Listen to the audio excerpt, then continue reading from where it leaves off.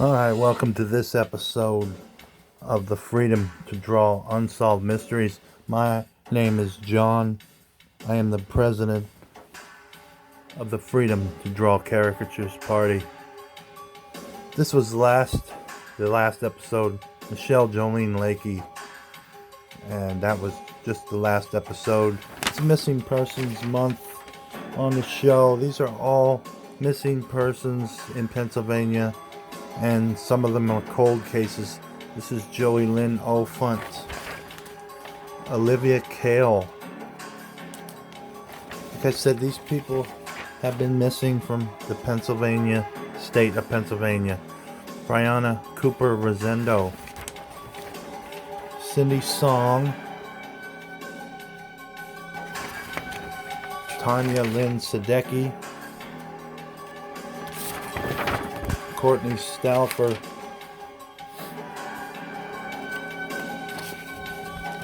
Tracy Crow,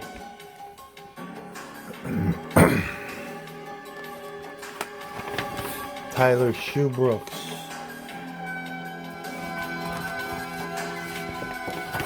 Wayne Mallory Sr.,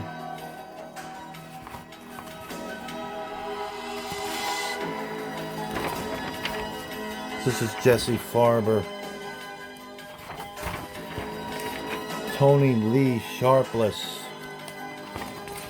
and our first episode was Ray Ricard.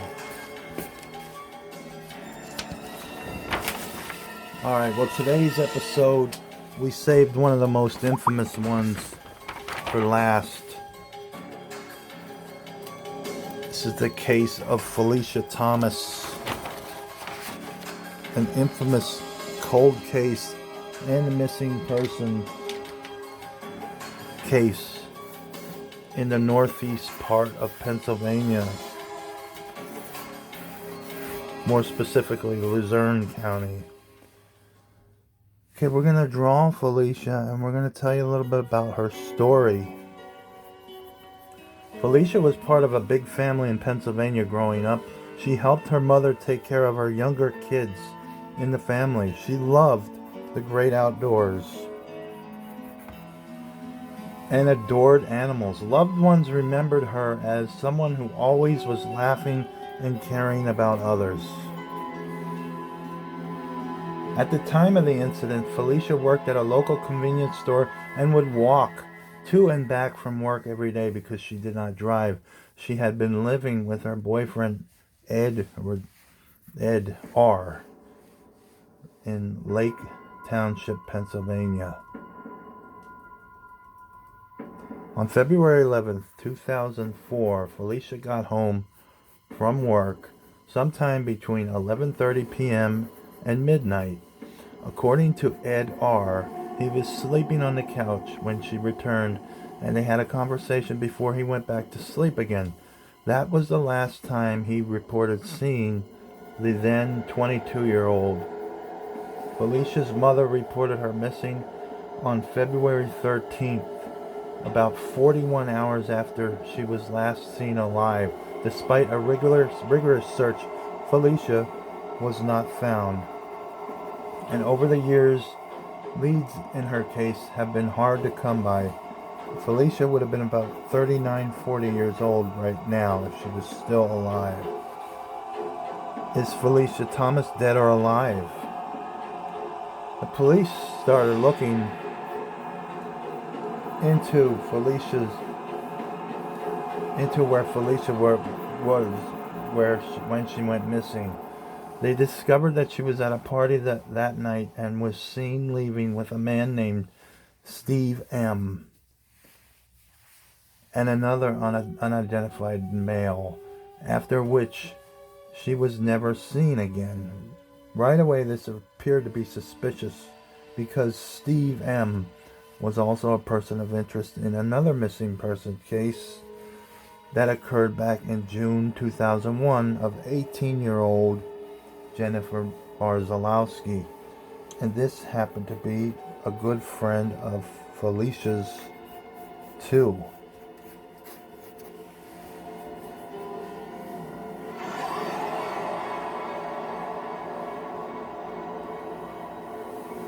She went disappeared.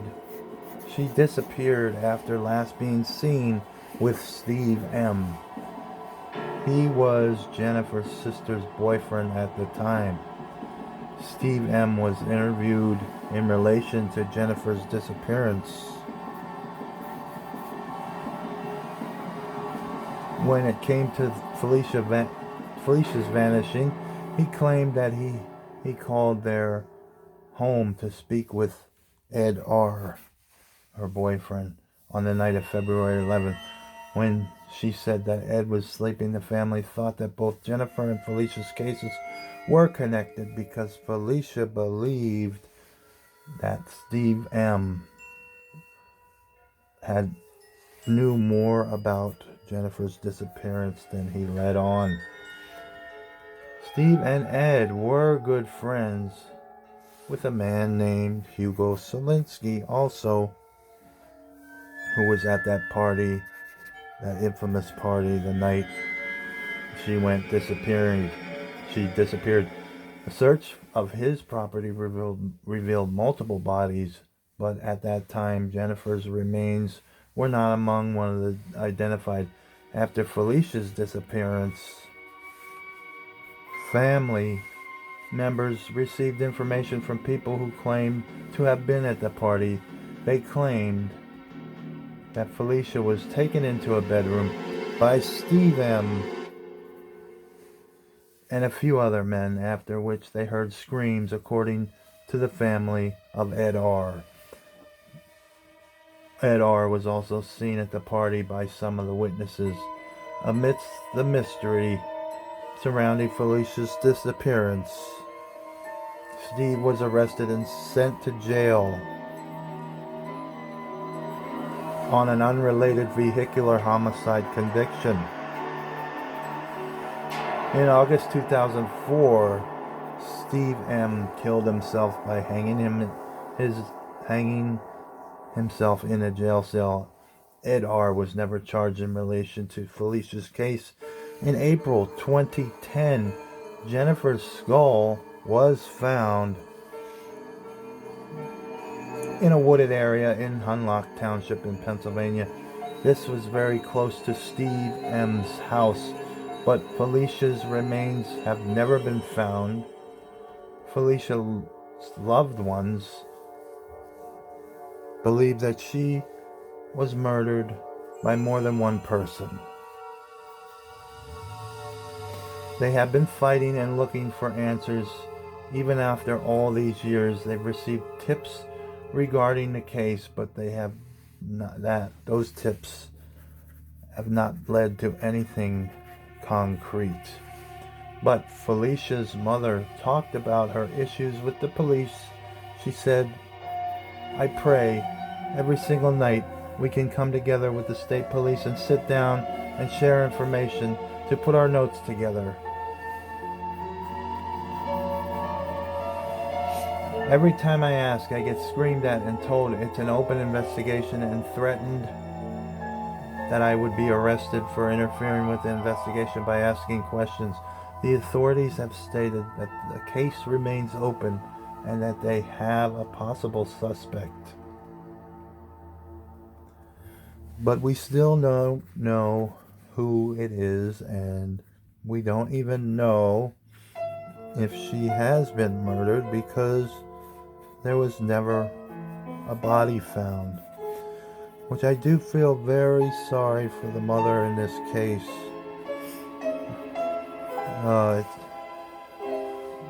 It's been almost 18 years, and her daughter would have been 40 something, 39, 40, if she was alive today. And her mother's about early 60s, so she is left with the daunting task of finding out who did this to her daughter. And she may never find out, but the family does claim that they will never rest until they find who did this and why. This remains not just in Pennsylvania, This is in the USA. People know about this case, so it's a far-reaching cold case mystery, and it's got a lot of twists and turns in it. It's very involved. I just gave you a brief synopsis of what actually happened.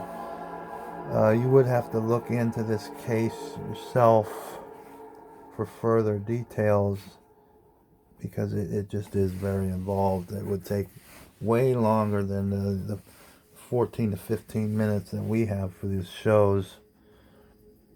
But we are almost done with the semi-finished product, guys.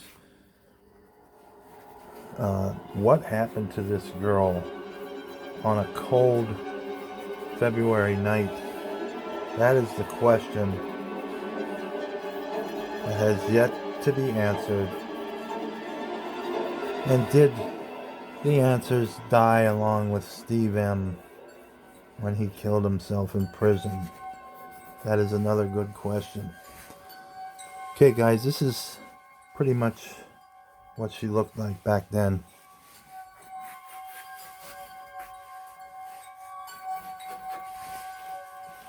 And as always, we're going to give out this information here. If you've seen any of these people that were on the show today, please contact these centers. Also, you can contact Crime Stoppers by typing in crimestoppers.com, and they'll have their number on it. Thanks again, true believers, and if you like all of these this month and you want to continue to watch this stuff, just press the subscribe button on this channel and it will alert you when new shows are uploaded. As always, this is John signing out. True believers, peace out.